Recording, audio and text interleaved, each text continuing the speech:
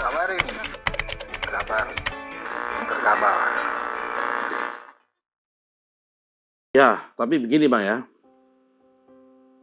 Memang tidak gampang untuk mencapai satu putaran kemarin. Iya. Kerja semua tim. Oh iya, kolektivitas. betul. Jadi ini kalau nggak petarung betul-betul grassroots. Ya. Orang mengatakan berbagai pihak ada ada kecurangan sebelum proses dalam bentuk mobilisasi ASN, mobilisasi aparat oknum polisi, mobilisasi kepala desa dan sebagainya. Bos, kepala desa di Indonesia itu jumlahnya ada 78.000 orang.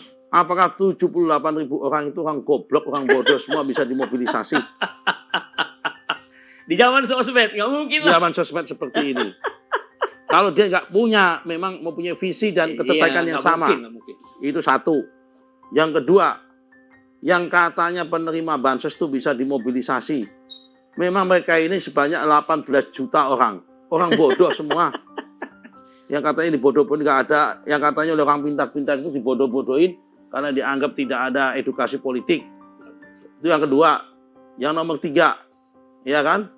Katanya ada politisasi HPH dan sebagainya. Nggak ada itu. Ini benar-benar kerja social grassroots engagement. Coba lihat. Saya di Jawa Tengah. Karena saya petarung di Jawa Tengah. Memang dapat tugas di Jawa Tengah. Iya, Anda mewakili Jawa Tengah, ada DPR-nya kemarin ya? Iya. Oke, terus. Jawa Tengah 2 ya? Jawa Tengah 2. Untuk menang itu, tapi saya kebetulan bertanggung jawab terhadap 5 dapil di Jawa Tengah. Oh. Itu kita harus mengumpulkan kelompok-kelompok agama. Mikro influencer. Bukan hanya influencer, ultra mikro influencer. Jadi kalau kalau bapak-bapak di Jawa Tengah itu tahu. Di setiap desa, RT dan RW itu ada namanya, yang daerah santri ya, itu ada namanya Jamiah Tahlil dan Jamiah Yasin. Setiap malam Jumat mereka itu pindah dari rumah ke rumah, membaca tahlil sama membaca Yasin. Yang anggotanya itu rata-rata kalau antara 50 sampai 70 orang. Oh, satu kelompok? Satu kelompok. Satu desa itu ada yang 15, ada yang 20, ada yang 10, tergantung jumlah besar kecilnya di desa tersebut. Kalau di kawasan Pantura, Kedu apa tuh, ini semua ada di situ. Kita kumpulkan KSB-nya, ketua, sekretaris dan bendahara di kelompok-kelompok ini semua.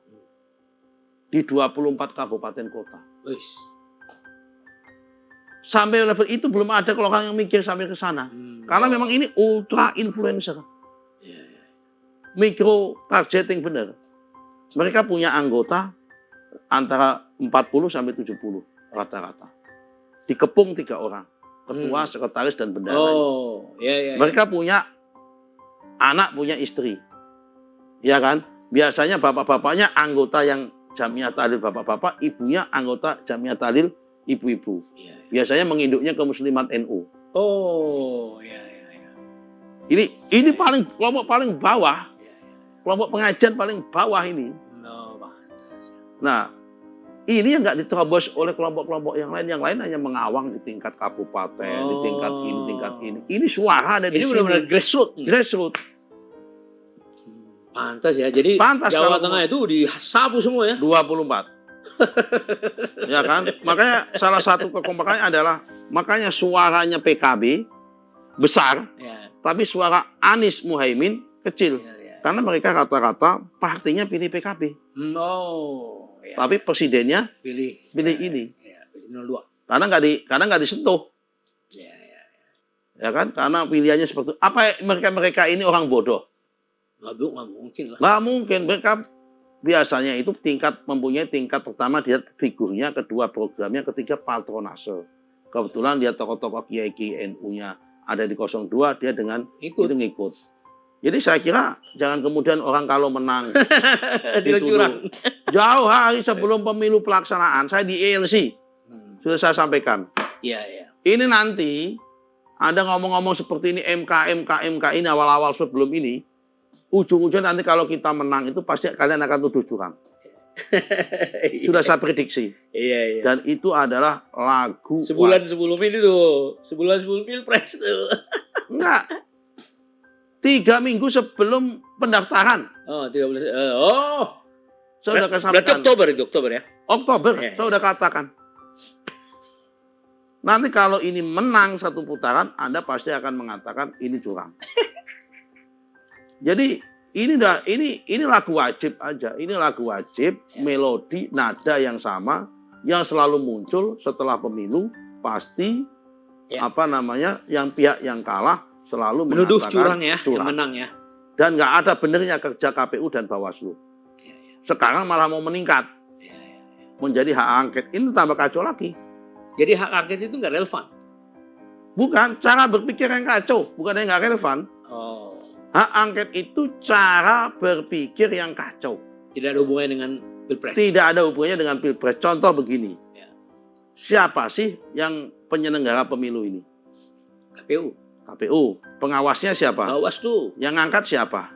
DPR. DPR. Dia instrumen pemerintah atau kuasi pemerintah atau independen? Independen. Pemerintah hanya menyusun pansel. Iya. Pansel pun hanya merekomendasikan 1:3. Setelah 1:3 Dipilih. dibawa ke presiden. Iya. Presiden membawa ke DPR 1:2. Iya. Jadi sebetulnya tiga-tiganya ini adalah produk dari DPR dan pemerintah. pansel, dan kemudian yang memilih the last end-nya itu adalah the last resort-nya adalah DPR. Kok kembali ke sana lagi? Nah, berarti apa? Ini instrumen yang dibuat oleh DPR. Harus legowo dong. Harus legowo. Masa dia mau angket? Iya. Berarti apa? Yang kalau perlu kita angket dulu. Angketnya dimulai dari kenapa Anda memilih dia? Iya. Lucu ya. Berarti yang kena angket adalah anggota DPR sendiri yang diangket. Oh, ini pilihan Anda kok ini. Pantas Anda bilang tadi nggak ada hubungannya. So, ini cara berpikir yang sesat. Dan ini sebetulnya ujung-ujungnya satu. Iya. Ini sudah tidak ada kaitan dengan masalah pemilu. Oh. Tapi ini menciptakan mainan baru pasca pemilu. Dia sudah sadar kalah, tapi menciptakan keributan baru, menciptakan mainan baru dalam bentuk keributan baru. Dan ini masih mencoba, belum tentu juga. Ya, untuk menciptakan bergaining baru. Iya. Di dalam panggung politik. Anda pantas ngomong gitu, kenapa? Anda 20 tahun di parlemen. Ya. Jadi sangat menjiwai ya. Betul. Karakter demi karakter. Sama halnya dengan kemarin itu ada salah satu kawan saya di PDIP. Kan pernah dengar kan? Ya. Mengusulkan ada angket keputusan MK. Ya. Mana ada produk judicial kok diangket itu? Kalau gitu kenapa nggak membuat angket semua keputusan kasasi MA nya sekali diangket? Kenapa nggak mengangket semua keputusan pengadilan, sama keputusan pengadilan tinggi, sama MA, kasasi MK maupun PK-MK? Akan mundur itu. Ini kan memang sudah ada negara demokrasi, kan ada 3 pilar: eksekutif, legislatif, yudikatif. Yang namanya tugas legislatif mengawasi eksekutif. Ya, sependapat dengan untuk check and balances. Kang Nusron ya, Bung Nusron, sependapat dengan itu Sekjen PKB. Ya, mantan. Edi mantan ya. Saya minum ya. Iya, silakan. Mantan mengatakan hal yang sama dengan Anda. P3 juga mengatakan hal yang sama dengan Anda. Sebetulnya orang yang mempunyai akal waras pasti akan mengatakan seperti ini. Oh, iya. Yang mengenai ini ibaratnya ada orang mau habis main pertandingan sepak bola. Sementara wasitnya itu ditentukan bersama, kesepakatan bersama. Ini kita mau ada kompetisi sepak bola ini. Ada berapa misal, ada tiga pemain ikut ini. Yuk kita berembuk. Berembuknya adalah siapa nanti wasit kita putuskan. Ya. Udah Panangian aja. Ya. Setuju. Kalau nggak voting akhirnya Panangian menjadi wasit. Akhirnya wasit disepakati bersama. Ya. Tiba-tiba kalah. Masa wasitnya mau diangket?